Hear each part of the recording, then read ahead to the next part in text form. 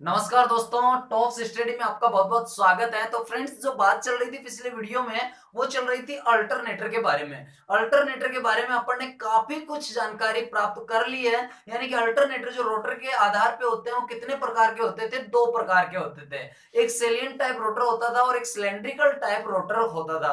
Alternator से हमें प्राप्त क्या होता है? हमें विद्युत धारा प्राप्त होती है, यानी कि हमें जो प्राप्त होती है वो एसी धारा प्राप्त होती है। और अपन अल्टरनेटर को जो देते हैं वो कौन सी धारा देते हैं? मैकेनिकल एनर्जी देते हैं, मतलब मैकेनिकल ऊर्जा देते हैं। और बदले में हम क्या ले लेते हैं? विद्युत धारा ले लेते हैं। तो चलिए उसी सिलसिले को अपन आगे बढ़ाते हैं। तो आज जो अपन देखने वाले हैं वो देखने वाले हैं अल्टरनेटरों की जो वोल्टेज रेगुलेशन है इसके बारे में। अल्टरनेटर की अगर आपको फ्रीक्वेंसी ज्ञात करनी है तो वो कैसे ज्ञात करेंगे, इन सभी के बारे में अपन चर्चा करेंगे। और अल्टरनेटरों के वर्गीकरण के बारे में भी अपन अच्छे से देखेंगे। तो चलिए शुरू करते हैं। देखिए भाई, सबसे अगर पहली बात करें तो मैं बात कर रहा हूं कि अल्टरनेटर की फ्रीक्वेंसी कैसे ज्ञात कर सकते हो। ठीक है, फ्रीक्वेंसी। अच्छा, मैंने घूर्णन गति का आपको सूत्र बताया था कि जब भी आपको घूर्णन गति चाहिए, ठीक है, वो एसी मोटर हो चाहे अल्टरनेटर हो, तो आपको करना क्या है कि एन बराबर, ये एन गति को दर्शा रहा है, घूर्णन गति को। तो एन बराबर क्या हो जाएगा? एफ गुणा 120 बट्टा कितना हो जाएगा भाई? पी हो जाएगा। यहाँ पे एफ किसको डिनोट कर रही है? फ्रीक्वेंसी को। और पी यहाँ पे किसको दर्शा रही है? पोल को दर्शा रही है। तो भाई देखो, अगर मान लीजिए हमें फ्रीक्वेंसी चाहिए तो भी आप यही सूत्र यूज में कर सकते हो। वो कहते हैं ना पक्षांतरण करना, तो वो आप कर सकते हो। कैसे करोगे? देखो, P यहां से कटेगा तो कहां चले जाएगा? गुणे में, क्योंकि वज्र गुणा करते हैं ना। अरे इसके नीचे एक लगाएंगे तो कोई फर्क पड़ेगा क्या? नहीं पड़ेगा ना, तो वज्र गुणा कर दो। तो P यहां से कट के यहां पे किस में आ जाएगा भाई? गुणे में आ जाएगा। और 120 यहां से कट के किस में आ जाएगा? भाग में आ जाएगा। मतलब यहां पे ये आ जाएगा। ठीक है, तो F की जो अब वैल्यू आई, F बराबर जो वैल्यू आई वो क्या आ गई कि Pn बट्टा 120। ये किसकी वैल्यू आ गई भाई? किसकी वैल्यू आ गई? ये फ्रीक्वेंसी की वैल्यू आ गई। ठीक है, तो अब अगर आपको फ्रीक्वेंसी ज्ञात करनी है तो कोई दिक्कत नहीं आएगी। चलिए मैं एक क्वेश्चन देता हूं, आपको भी करना है साथ साथ। कि एक 6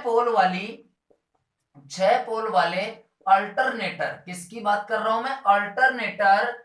अल्टरनेटर की घूर्णन गति, अल्टरनेटर की घूर्णन गति, इसी तरीके से क्वेश्चन आएगा आपके पास। ठीक है, कहीं घबराने की जरूरत नहीं है। घूर्णन गति, घूर्णन जो गति है, ठीक है, घूर्णन गति, घूर्णन गति 1000 आरपीएम है। कितनी आरपीएम है भाई? 1000 आरपीएम है। ठीक है, तो फ्रीक्वेंसी ज्ञात करो। तो यहाँ पे पोलो की संख्या कितनी है? 6 है। और यहाँ पे आरपीएम कितना है भाई? 1000 है। तो चलिए कर लेंगे, कहीं कोई दिक्कत नहीं आएगी। यानी कि एफ बराबर अपन क्या करेंगे? पी की वैल्यू कितनी है? पोल कितने है भाई? 6। तो 6, यहाँ पे पोलो की संख्या आ गई। एन यानी कि घूर्णन गति कितनी है? 1000 है। ठीक है, तो 1000 से गुणा कर देंगे और भाग किसका दे देंगे? 120 का। जीरो से क्या कटेगा? जीरो कटेगा। 6 का भाग 12 में कितने बार? 2 बार। और 2 का भाग जैसे ही अपन 100 में देंगे तो कितने बार जाएगा? 50 बार। यानी कि जो फ्रीक्वेंसी आई वो आ गई अपनी 50 हर्ट्ज। कितनी आई भाई? 50 हर्ट्ज। तो इस तरीके से आप कोई से भी क्वेश्चन आसानी से कर सकते हो, कहीं आपको कोई दिक्कत नहीं आएगी। तो आप फ्रीक्वेंसी, बस ये ध्यान रखना कि फ्रीक्वेंसी बराबर क्या होता है? Pn बट्टा 120। आपको ये भी ध्यान नहीं रखना, आपको केवल और केवल गति वाला सूत्र याद रखना है, उसी से हो जाएगा। कहीं किसी को लाने वाने की भी जरूरत नहीं है। आप दूसरे तरीके से भी कर सकते हो। जैसे कि अपने पास मान लीजिए, अपने को सूत्र ये याद है, आपको वहां पे ले जाने की लाने की इसमें टाइम वेस्ट होता है। तो आपको अगर मान लीजिए ये सूत्र याद है कि एन बराबर एफ गुणा 120 बट्टा क्या है भाई? पी। ज्यादा टाइम लगेगा ही नहीं, मुश्किल से मुश्किल 10 सेकंड का टाइम लगेगा। आपको ये भी नहीं लिखना क्योंकि आपको तो याद है ना। आपको डायरेक्ट देगा, क्या देगा? यहाँ पे 6 पोल है और घूर्णन गति है। तो करना क्या है? सीधे सीधे एन, अपने पास एन घूर्णन गति है ना, तो एन की जगह पे अपने को पता है एन बराबर, तो घूर्णन गति कितनी है? 1000। बराबर में एफ अपने को ज्ञात करना, नहीं पता तो छोड़ दो। जो चीज अज्ञात रहे उसको छोड़ दो। मैथ का भी यही तो सिस्टम है, जिस तरीके से मैथ में सिस्टम है वही चलते जाओ। गुणे में क्या कर दो? 120। ऐसे कैसे? पोलो की संख्या अपने को पता है 6, 6 का भाग दिया 12 में 2 बार, 20 बार गए। जीरो से क्या कट गई? जीरो, क्योंकि बराबर में कुछ भी हो कट जाते हैं। और 2 से ये 100 कटेगा कितने बार? 50 बार। एफ की जो वैल्यू आई कितनी आई? 50 हर्ट्ज आ गई।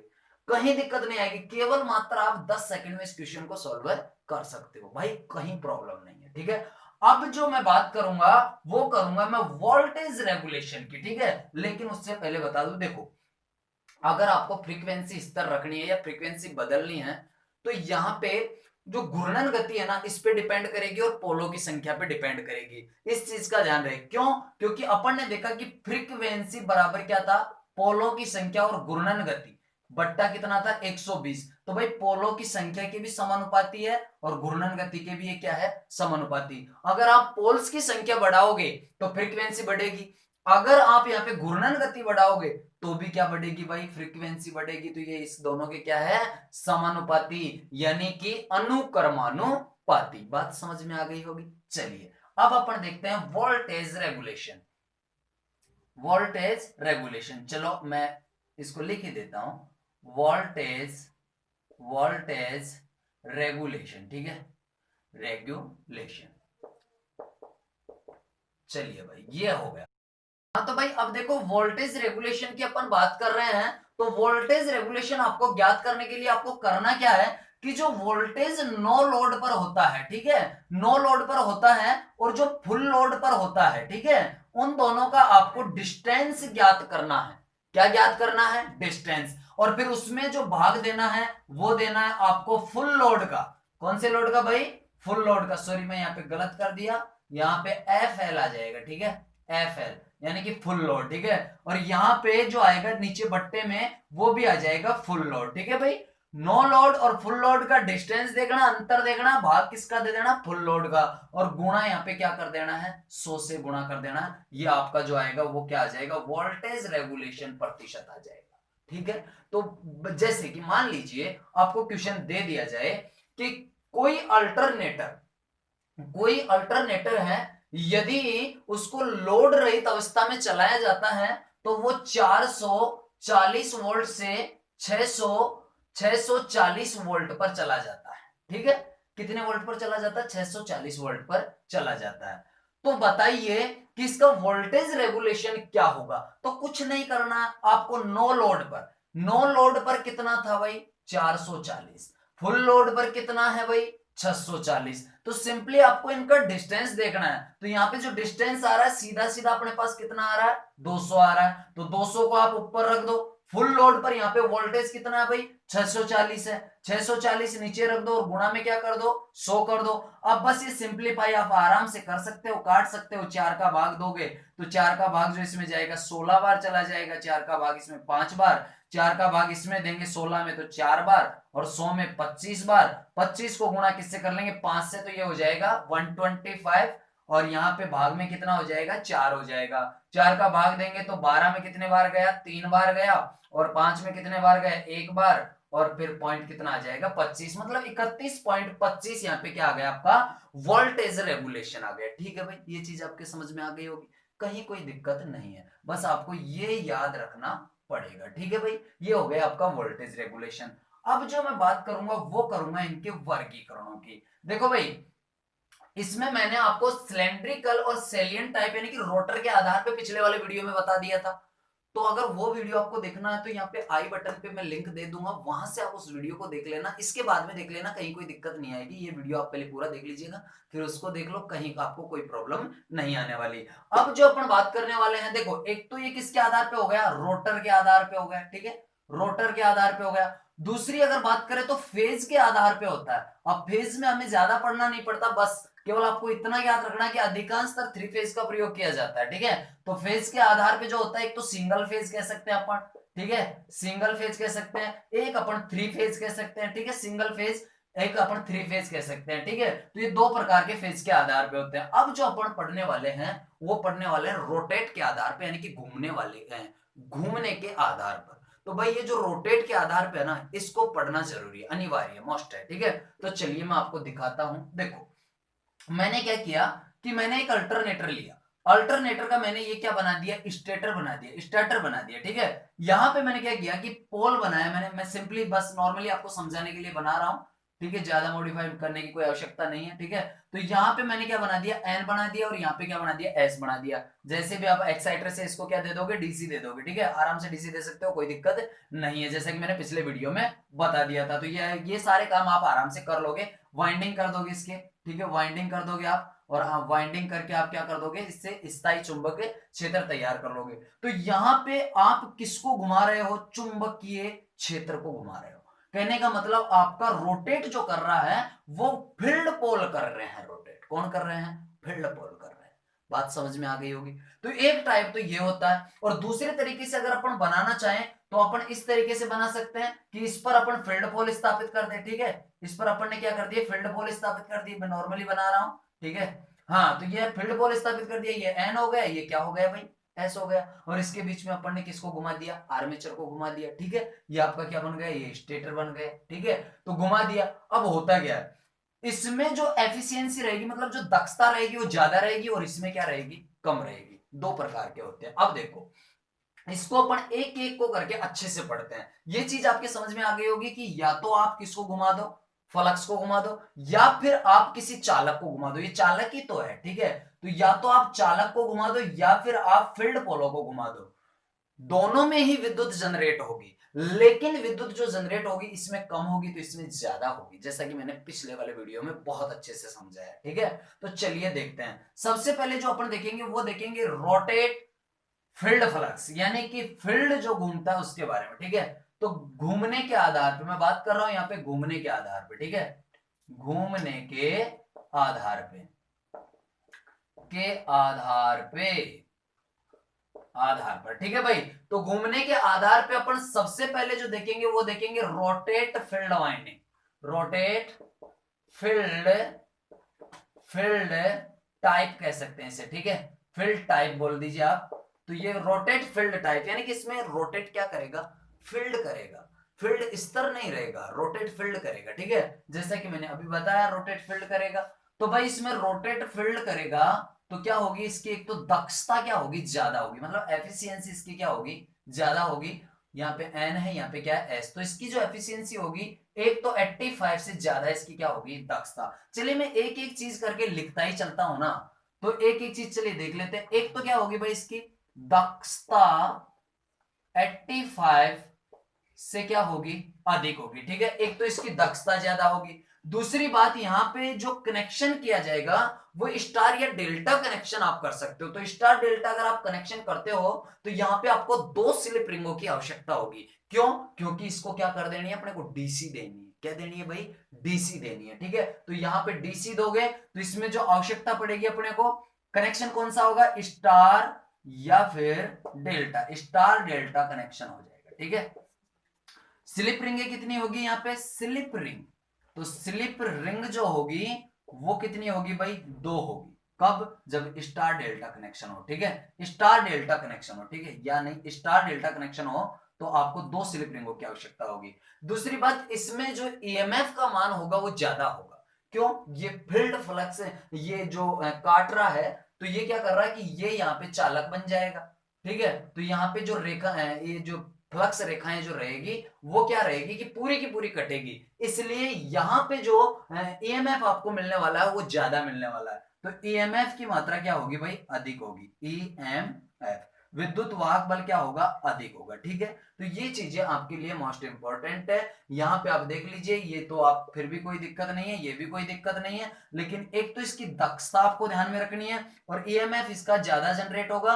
और इसमें क्या घूमेगा भाई, इसमें रोटेट जो करेंगे वो क्या करेंगे, फील्ड पोल जो है वो रोटेट करेंगे। ठीक है, बात समझ में आ गई होगी। ठीक है, चलिए अब जो अपन दूसरी बात करते हैं वो करते हैं। अब अपन रोटेट जो फील्ड फ्लक्स है ना, इनको तो स्थिर रखेंगे, और रोटेट अपन चालक को करवा देंगे। ठीक है, तो अगर चालक, चालक रोटेट करे, ठीक है, रोटेट कौन करे, चालक करे, रोटेट चालक टाइप, चालक, या फिर आर्मेचर टाइप भी कह सकते हो इसे, आर्मेचर, आर्मेचर टाइप। ठीक है, तो आर्मेचर टाइप, इसके बारे में अपन देखते हैं। तो आर्मेचर टाइप, अब इसमें क्या करेगा, इसमें आर्मेचर घूमेगा, और फील्ड जो पोल है वो आपके स्थापित कर दिए जाएंगे, जैसे कि इस तरीके से आपके ये क्या बन गए, फील्ड पोल बन गए, ये फील्ड पोल बन गए यहाँ पे। ठीक है, ये क्या बन गए, फील्ड पोल बन गए। इधर से ये ऐसे आप बना सकते हो, तो इस तरीके से ये क्या बन जाएगा भाई, फील्ड पोल बन जाएगा, ठीक है। और इसके बीच में क्या घुमा देंगे अपन, आर्मेचर को घुमा देंगे, आर्मेचर में वाइंडिंग कर देंगे,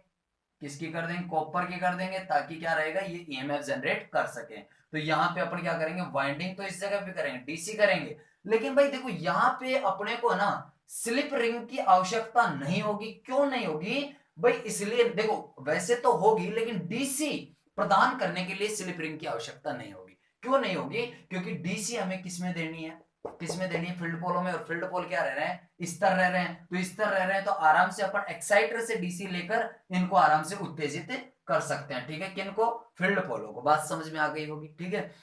तो मैं थोड़ा जल्दी जल्दी इसलिए बता रहा हूं क्योंकि ये सारी चीजें मैंने पिछले वाले वीडियो में आपको बता दी थी, ठीक है भाई। तो यहाँ पे क्या होगा, अब हमें इसको क्या देनी है भाई, यहाँ पे इसे अपने को घुमाना है, तो घुमाएंगे तो इसमें क्या होगी, विद्युत जनरेट होगी, कौन सी, ईएमएफ। तो ईएमएफ जब जनरेट होगी मतलब ऐसी विद्युत धारा इसमें जनरेट होगी, तो अपन उन्हें किनके सहारे आउटपुट लेंगे, मतलब बाहर लेना है तो स्लिप रिंग तो लगाएंगे ना, तो स्लिप रिंग इसमें भी लगेगी, स्लिप रिंग तो किसमें लगेगी, इसमें भी लगेगी। दूसरी बात, इसकी जो एफिशिएंसी रहेगी, चलिए मैं यहाँ पे बता देता हूं कि एफिशिएंसी जो रहेगी वो 85 से क्या रहेगी, कम रहेगी, एफिशिएंसी इसकी कम रहेगी। ईएमएफ का मान, ईएमएफ का मान भी क्या रहेगा भाई, यहाँ पे कम रहेगा, ठीक है, ईएमएफ का मान कम रहेगा। और देखो अगर मान लीजिए इसका कनेक्शन आप स्टार में करते हो, कौन सा कनेक्शन करते हो, स्टार कनेक्शन आप बनाते हो, तो आपको स्लिप रिंगों की आवश्यकता 4 की होगी, कितने की होगी, 4 की। और अगर आप डेल्टा बनाते हो,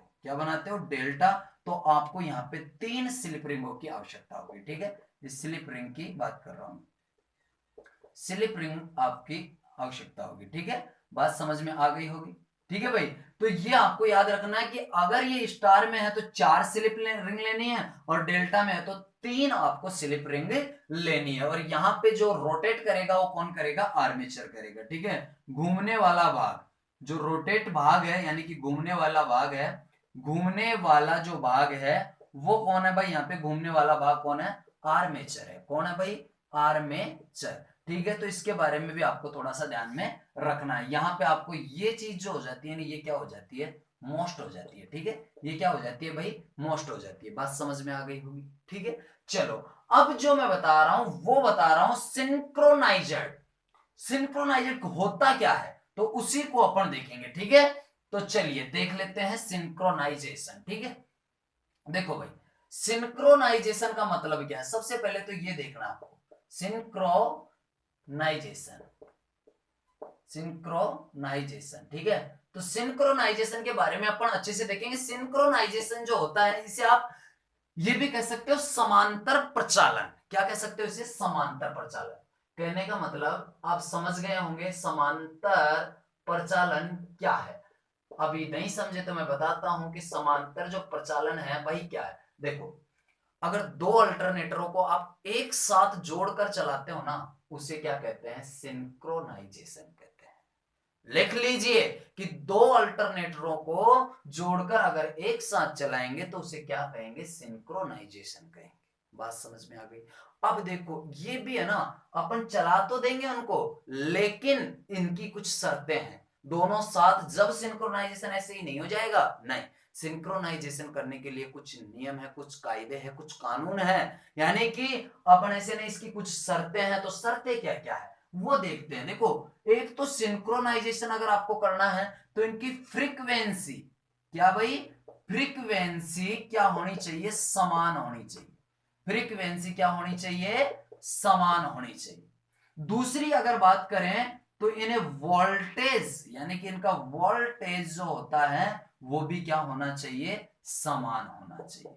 क्या होना चाहिए भाई, वोल्टेज इनका समान होना चाहिए अगर आप सिंक्रोनाइजेशन करते हो तो, ठीक है भाई। तो फ्रीक्वेंसी समान होनी चाहिए और वोल्टेज यहां पे क्या होना चाहिए, इनका समान होना चाहिए। बात समझ में आ गई। दोनों की शाफ्ट को मिला के सिंक्रोनाइजेशन कर देंगे, दोनों अल्टरनेटरों से क्या हमें दक्षता थोड़ी अधिक प्राप्त होगी, कहने का मतलब विद्युत धारा हमें अधिक प्राप्त होगी। अब देखो इनको सिंक्रोनाइजेशन करने की भी अलग अलग विधि है। एक तो आपको क्या करनी है, फ्रीक्वेंसी समान रखनी है, एक क्या करना है, वोल्टेज समान रखना है। बात समझ में आ गई। लेकिन इनकी कुछ विधियां हैं। अब वो जो विधियां हैं उन्हें अपन देखते हैं कि सिंक्रोनाइजेशन कैसे करते हैं और किस तरीके से नहीं करते हैं। तो चलिए अपन उसी को देखते हैं। तो भाई देखो, एक जो पहली वाली विधि होती है उसे कहा जाता है डार्क लैंप विधि। डार्क लैंप विधि, देखो इसमें समझाने वाली कोई ज्यादा खास बात नहीं है, केवल आपको याद रखना है, ठीक है। डार्क यानी क्या होता है, अंधेरा होता है ना। तो डार्क में बस सीधी सीधी आपसे क्वेश्चन ये पूछेगा कि डार्क लैंप विधि द्वारा सिंक्रोनाइजेशन करने पर बल्ब, जो बल्ब आपको दिए जाएंगे तो वो बल्ब जलेंगे, बुझेंगे, दो जलेंगे, एक बजेगा, एक बुझेगा, एक जलेगा, दो बुझेंगे, इस तरीके से आपको ऑप्शन दिए जाएंगे। तो डार्क लैंप विधि में क्या होता है कि देखो इसमें 3 बल्ब लिए जाते हैं। कितने बल्ब लिए जाते हैं, 3 बल्ब लिए जाते हैं। तो ये 3 बल्ब, जैसे कि अपन ने ये 3 बल्ब ले लिया, एक बल्ब ये हो गया, एक बल्ब ये हो गया और एक बल्ब ये हो गया, ठीक है। तो ये जो तीनों बल्ब होते हैं ना भाई, डार्क यानी अंधेरा, तो तीनों बल्ब अगर बंद हो जाए, क्या हो जाए, बंद हो जाए, तो इसका मतलब डार्क लैंप विधि द्वारा अपन ने सिंक्रोनाइजेशन सक्सेस तरीके से कर दिया है। लेकिन ध्यान रहे कि अगर मान लीजिए कि ये जो लैंप है ना, ये एक साथ ही जल रहे हैं और एक साथ ही बुझ रहे हैं, जल रहे हैं एक साथ बुझ रहे हैं, तो इसका मतलब इसकी फ्रीक्वेंसी समान नहीं है।